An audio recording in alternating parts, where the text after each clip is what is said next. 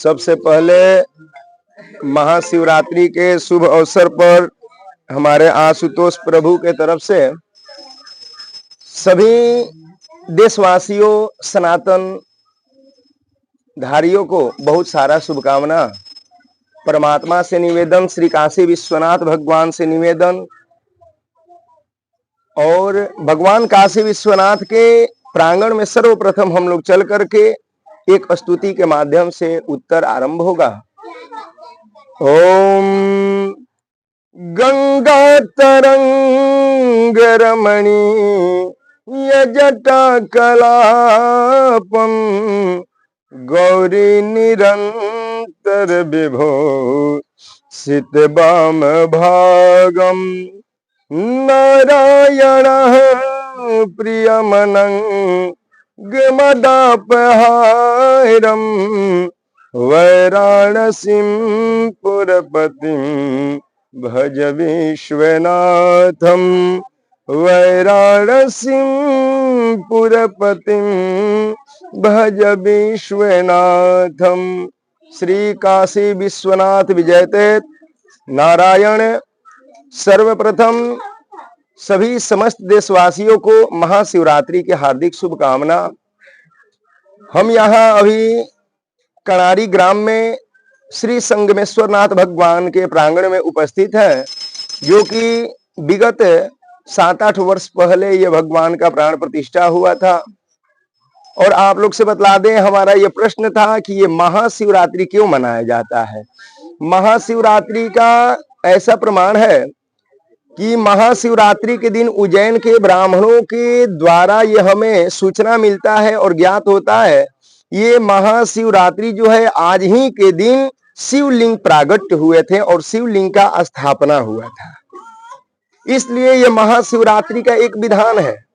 और दूसरा विधान ये भी है कि आज भगवान शिव का 108 विवाह हुआ। 108 विवाह में एक विवाह आज फाल्गुन मास कृष्ण पक्ष ये महाशिवरात्रि के दिन आज सुसंपन्न हुआ, इसलिए हम लोग महाशिवरात्रि मनाते हैं।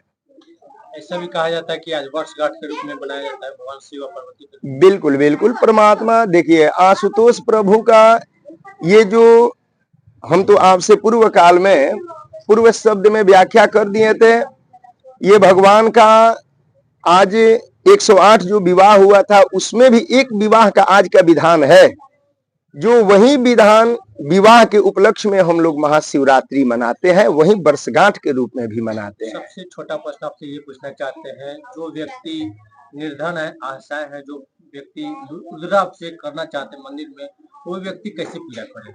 देखिए, महाशिवरात्रि के दिन अगर रुद्राभिषेक करवा ले जो व्यक्ति, जिनके कान में रुद्राभिषेक का एक भी श्लोक अगर श्रवण हो जाए, जन्म जन्मांतर कल्प कल्पांतर पूर्व जन्म का सारे पाप नष्ट होकर के पूर्ण एकत्रित हो जाता है।